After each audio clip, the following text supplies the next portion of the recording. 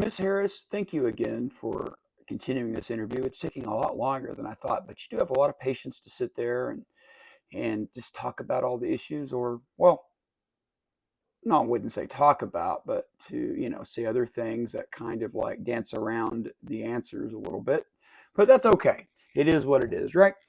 Here's a question I thought about. That's not on my list, but what makes you think you're the most qualified person in this country to run it? It just you don't answer any questions. You say things that often don't make sense. You believe in things that most Americans would never believe in and support. And if they really thought about it and looked at all of the issues, they'd be like, I don't agree with pretty much any of that. What makes you think you're the most qualified? Well, it's because well, I'm for like things like giving out money to people to make them vote for me, like college students, but not the people who have worked hard all their lives. I'm talking about coconut trees. I want to have cashless bail so people can get out, and even if they commit murder and crimes and all kinds of horrible things. That's why. Okay, that's not a very good answer, but let's continue now. Let's go into DEI. Not comfortable talking about the subject, but I do believe it needs to be talked about. Stands for diversity, equity, and inclusion. Now, that all sounds wonderful, but isn't that sort of like quotas, not based upon ability? Isn't that what that really is? I mean, if you think about it, I mean, it's just not picking the best person, picking someone based upon how they look. That seems wrong. That's definitely not content of character. Aren't we beyond this yet? Well, no, I think people naturally discriminate against each other. Why? Because you say it's true. It makes it true. It's like if I say I'm a pony dancing in the rain, doesn't make me a pony dancing in the rain. It doesn't make it true, even if I say it's true. You can say it all you want, but it doesn't make it true. And this whole thing about reparations, that doesn't make any sense. Why are you making generations of my generation that grew up back in the day and my own kids who were born in the late 2000s, no, but in the 2000s have to suffer for this? They are human beings first and foremost. And if you really, and I don't know what your viewpoint on, you know, the Bible is and Christ and being saved and all that, but truly we need to see beyond that and quit blaming other people for the past. It is not my fault things that happened in the past happened. It is not my fault that the Romans enslaved people. It's not my fault that all these horrible things have happened in the world. It's an individual person's fault who should be blamed. But we shouldn't have to pay for it. That's insane. Anyone and everyone should be on the same equal playing field and based upon their ability and their willingness to work. How am I wrong? Because I say you are. Oh, okay. Anyone that falls for that would fall for anything. Like that song by George Strait, Oceanfront Property in California. I mean, oh my goodness. You'll fall for anything. Now, let's talk about what you actually said about reparations. You said, I'll use your words, I'll play a recording. I think there has to be some form of reparations, and we could discuss what that is. But look, we're looking at more than 200 years of slavery. We're looking at 100 years of Jim Crow. We're looking at legalized segregation, and in fact, segregation on so many levels that exist today based on race. And there has not been any kind of intervention done understanding the harm and the damage that occurred to correct course.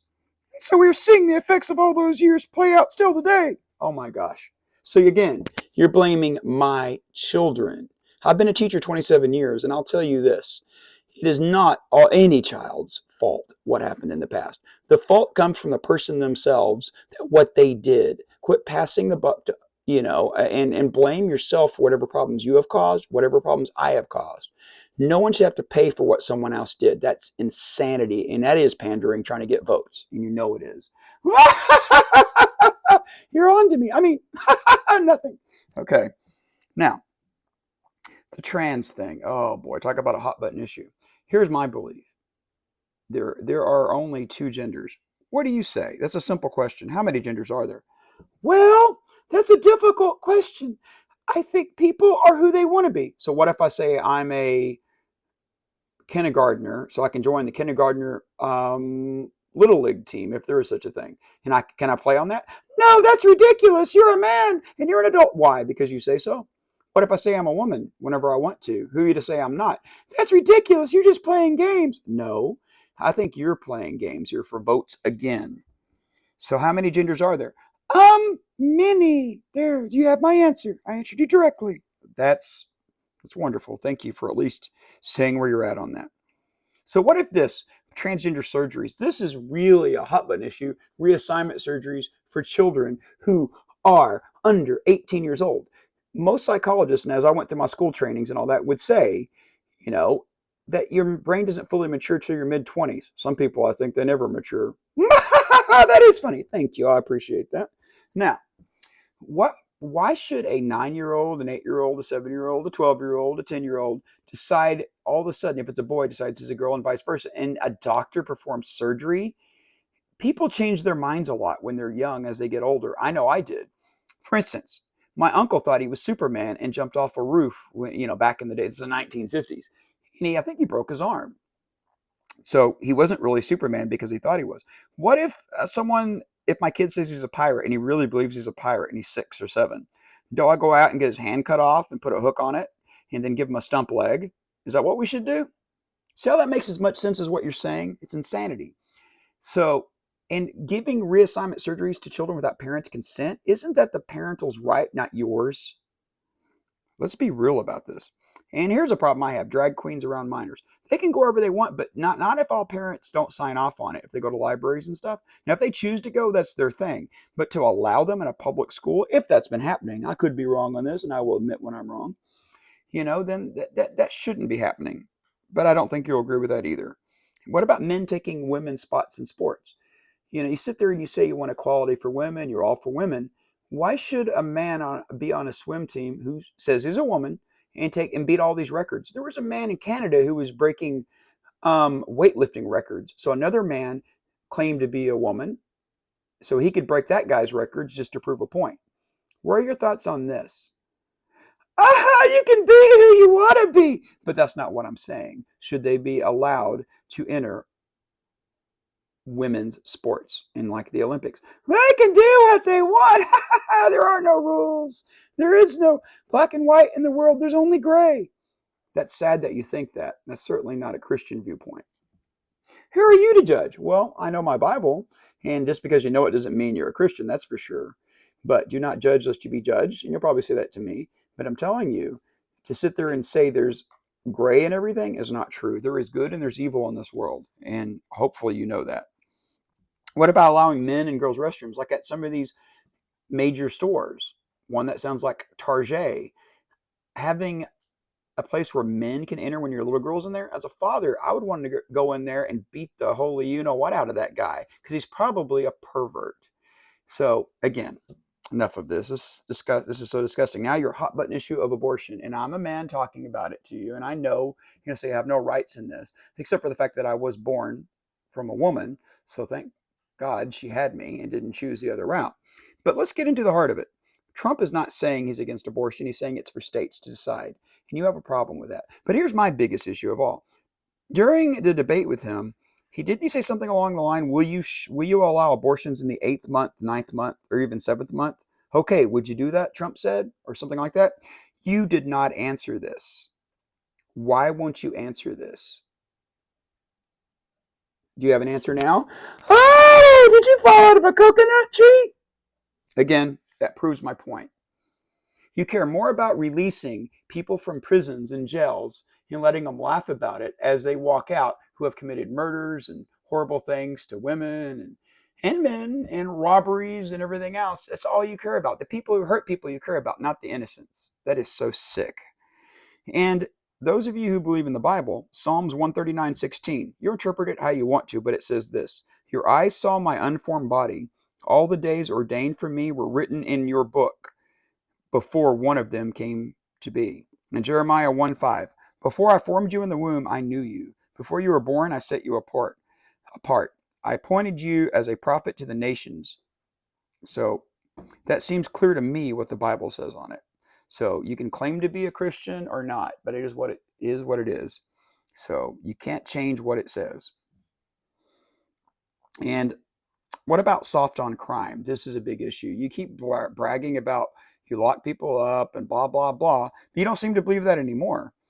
Now, there was like defunding police, support of criminals, support shoplifting. Apparently, if you have a law that says you can steal things up to $900, you're in support of criminals, not the hardworking people. Hard drugs in open places. No bail, cashless bail for criminals. Shouldn't people who are bad for society stay in prison? I don't care what color you are. If you commit a crime, you should be in jail.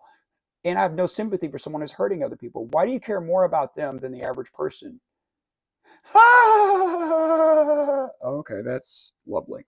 Now, Proposition 47 in California has been a disaster for California. They've downgraded certain crimes, like we said, drug crimes and thefts under 950. So they're no longer felonies. And it set off a shoplifting spree in stores. And a lot of businesses are leaving California for this reason. How do you feel about that? I was a prosecutor who went after drug lords. Okay, you never answer the question, do you? Now, what about the Minnesota Freedom Fund that you supported? That it was a far left organization that bailed out violent criminals, including accused murderers and rapists, out of jail. What about that? You said you were for supporting that. It was set up in 2016 to pay for criminal bail and immigration bonds for people who can't afford them. So you're worried about people who can't afford to get out of jail who committed crimes. You really are pro. You're definitely pro this. You're pro criminal, not the average person. That's also sick. So, and what about the riots during the time of George Floyd, which was wrong? I agree. But see what I'm saying? I agree that was wrong, but it doesn't mean you go and destroy cities and people's businesses and hurt people that are innocent. That's insane. Why would you support that? And why did your running mate say something along the lines of, "I love to put down my windows and smell the smell burning tires"? Oh, it does not care about the average person at all. So you support all these insane things. You support these college protesters. You call them peaceful protests. People who are going around in colleges and harassing people of Jewish heritage. You think that's okay? Really? These pro-Hamas people and the Hamas people who would kill them if they were in their country? That is so nuts. You won't speak out against it, though. You didn't even go when Netanyahu came to visit in Washington, did you? Oh, that shows you're on the right side of things. The one country in that area that's for democracy and protecting people. Now, what about squatters' rights? Florida passed some things to actually support the homeowners and the landlords. I know you're concerned about the people who break into homes in the middle of the night and letting them stay there. But notice it kind of goes into your pro-crime theme. I'm not pro-crime. Dog face pony soldier. Did he call you that? No. He doesn't know what he's talking about right now. Okay, whatever. FEMA, that's the other big thing. Some say millions, if not billions of dollars were poured towards supporting illegal immigration. And when we needed the FEMA funds for hurricane emergencies, you wanted didn't they offer like $750? That was it. That's insulting. They have all the and to support these other countries that are anti-Israel, giving them money, but yet not your own citizens. I think that answers itself. Now let's get into the final points here. Bernie Sanders said this: I don't think she's abandoning her ideas. I think she's trying to be pragmatic and doing what she thinks is right in order to win the election. In other words, it sounds like he's saying you're lying. Do what you want with that. And you keep saying Trump is going to do all these horrible things to people. If he was going to destroy everything, wouldn't you have done that in 2016? And if you were going to fix everything, wouldn't you have done that during the last 3.5 years? He's not going to lock people up. You're more likely to do that than anyone else is, it seems like. Now, I will say this: Trump's not always articulate. Sorry, Mr. Trump, I respect you greatly. But as I used to say as a teacher, I'm not always articulate, but here's what I wrote. These are my words. Just because a person is more articulate and eloquent in presenting what they have to say, such as their point of view, it doesn't make them right in what they say. I have social anxiety and find it hard to present my beliefs and thoughts without becoming nervous in front of others I don't know well. This doesn't make what I have to say wrong. Often I have found that many people will talk over you and not even give you a chance to express yourself. They are good speakers, but they are often wrong. These were my thoughts from 7/6/21. Now, here's the final thing I've heard people say: that your worldview is a victim class. So, and people shouldn't have to go to jail because they're victims because of society and all this. So no, not going to jail, no bail. You don't have to pay bail. You just get out. So, and that condones things that are evil in this world. So I'm going to end with this. Come on. I always tell my students, don't be a sheep. Just because people do dumb things doesn't mean you should follow them. Be a leader, not a sheep. If you're going to be a sheep, follow someone who's doing the right thing. I think all these things express you don't know that you don't really believe in doing the right thing. Maybe I'm wrong. Maybe it's because I've not been unburdened by what has been. But again, this is where I'm going to end it at.